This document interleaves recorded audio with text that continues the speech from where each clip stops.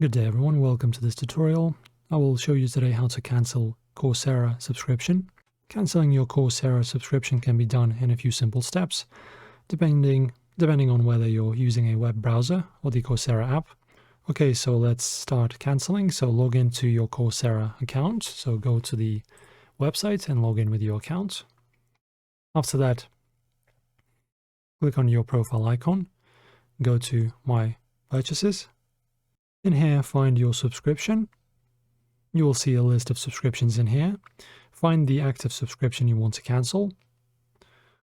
After that, in here, you will have to click on Manage Subscription next to the subscription.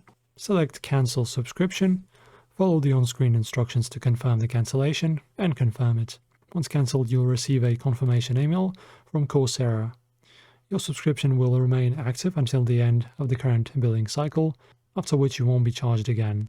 Another important note I have for you guys, so the information you need to know.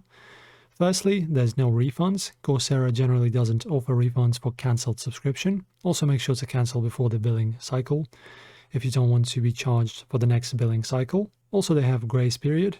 Some courses may still be available during the grace period, even after cancellation, depending on Coursera's policies.